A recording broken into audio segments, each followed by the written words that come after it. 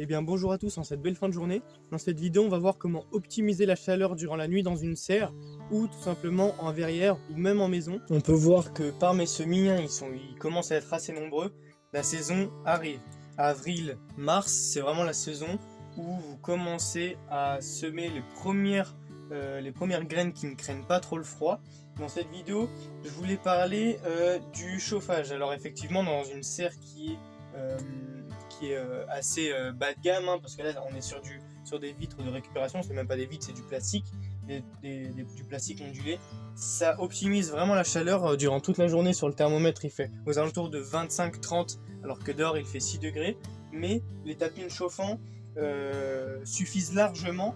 En plus de cela je mets un bac au dessus, mais c'est vraiment pas optimal parce que c'est un bac de rangement avec un couvercle, donc c'est pas pratique, voilà, ça chevauche, etc. Et là, donc, parmi tous les semis, donc ça commence vraiment à bien germer.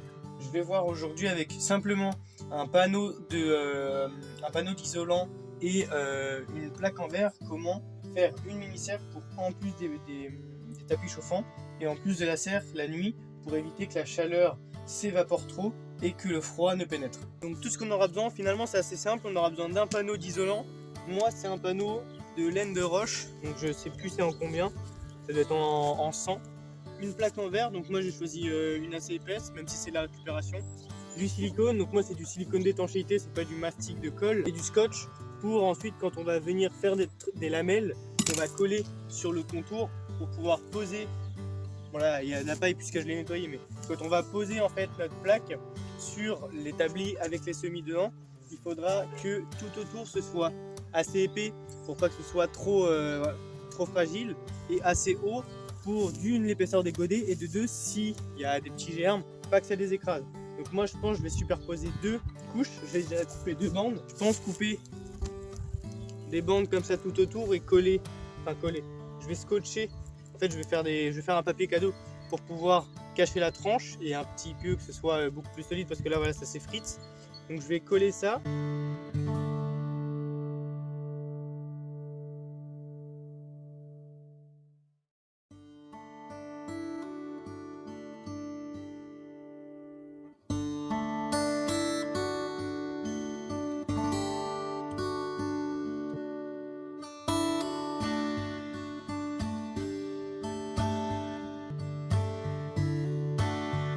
Voilà, les quatre côtés sont faits. J'ai bien bouché les côtés. Maintenant, je vais pouvoir venir les assembler en formant un cadre. Et ensuite, je les assemble avec du scotch, donc toujours le même. Ensuite, on viendra positionner sa plaque de verre sur la tranche avec des boudins en silicone et on laissera sécher toute la nuit.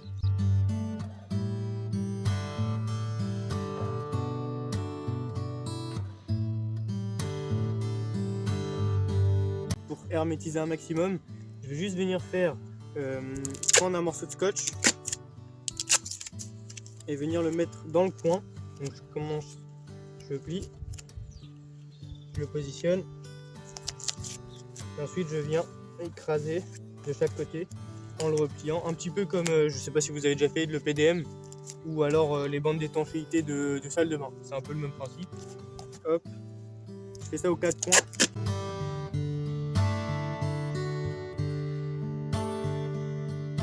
La structure est faite, c'est un petit peu grossier, mais bon, c'est pas très grave. On vient regarder si on est à peu près partout du même niveau. Vu que c'est de l'isolant, hein, ça se retravaille légèrement. On prend le côté le plus plat pour la vitre, et c'est pas grave si de toute manière le côté qui viendra en contact de la planche du plan de travail, c'est pas grave si c'est pas parfait du même niveau, puisque de toute manière la chaleur monte, donc il faut mieux que ce soit hermétique ici qu'en bas, et avec le poids de toute manière ça viendra un petit peu tasser l'ensemble. Donc là on regarde bien si c'est pas trop petit, donc c'est pas trop mal, hein, c'est pas trop mal. Les bordures sont un petit peu larges, mais au moins ça isolera mieux. Même si j'en mets moins, ça fait un petit peu la même taille qu'un tapis chauffant, donc c'est parfait. Et en fait l'avantage c'est que pour l'instant, quand on n'a pas assez de tapis chauffants, j'en ai que deux pour des cultures qui commencent, des semis qui commencent à être assez nombreux.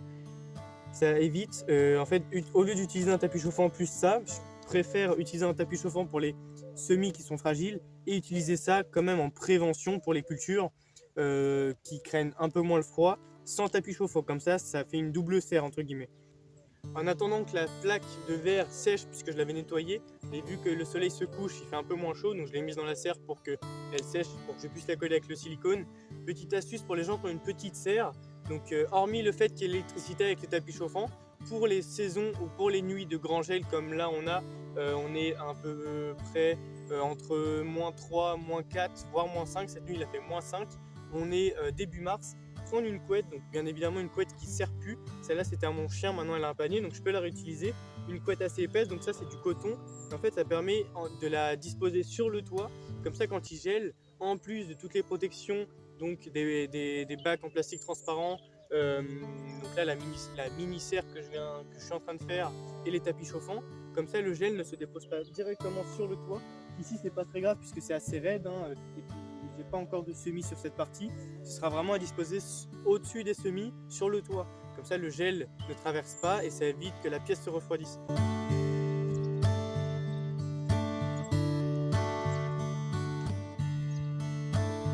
Les vents froids arrivent de ce côté, avec la couette ça optimisera la chaleur. Donc là voilà, on est dans la serre, j'ai mis la couette et on imagine vraiment bien que si ça gèle, en fait la couette permettra vraiment d'isoler au maximum. Des nouvelles des semis, alors j'ai semé encore avec 2 semaines d'intervalle des fèves, donc j'ai semé 6 fèves aqua douce, et lors de la première session de semis, j'avais fait 2 graines par godet, je les ai repiquées ici puisqu'ils commencent vraiment à bien pousser. Ça me fait en tout 30 pieds, si ceux-là germeront, les 6 germeront, ça me fera 30 pieds d'aqua douce. Et là j'ai 3 graines, donc celles-là je les repiquerai pas, je les laisserai ensemble. J'ai 6 godets qui germent de pois à écossais. J'ai semé aussi des tournesols, donc ça j'adore les tournesols, de la bourrache, du pavot, donc ça c'est le premier test, bourrache et pavot c'est les premières années où je fais ça. Ensuite j'ai semé 6 choux raves, c'est de l'Azur Star, de la laitue romaine, donc c'est 6, et dans 2 semaines j'en refais encore 6. Et là pareil, 6 nouveaux godets de petits pois. Voilà, là on voit aussi autre chose. J'ai semé de la stevia, donc vous savez sur Cocopelli, vous avez des sachets de stevia qui sont offerts, et de la Rudbeckia, pardon. Voilà. La plaque est toujours en train de sécher. À mon avis, ce sera fait demain la suite, c'est pas très grave pour vous, c'est maintenant. Nous sommes le lendemain matin, il ne nous reste plus qu'à coller la vitre bien sèche sur le cadre qu'on a fait hier.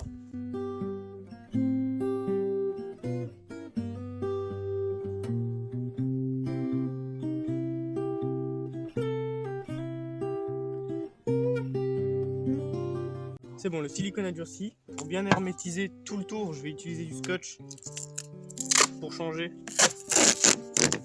Et on va venir fermer les côtés.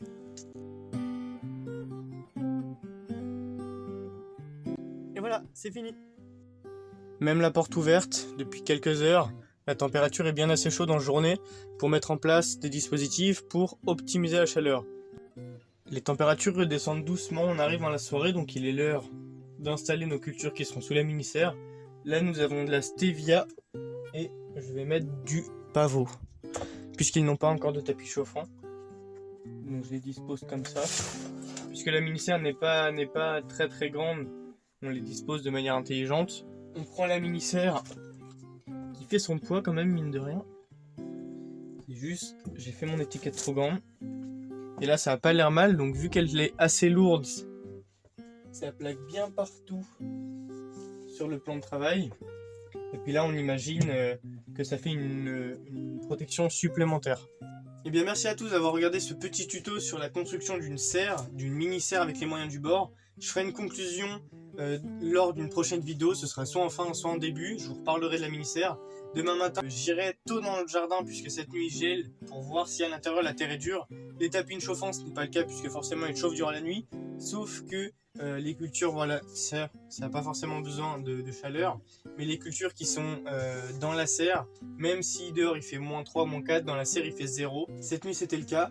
Donc forcément pour ces semis, on essaie de garder un maximum la chaleur pour pas perdre des potentielles cultures. C'est la fin de cette vidéo, on se donne rendez-vous dans la prochaine. À plus tard.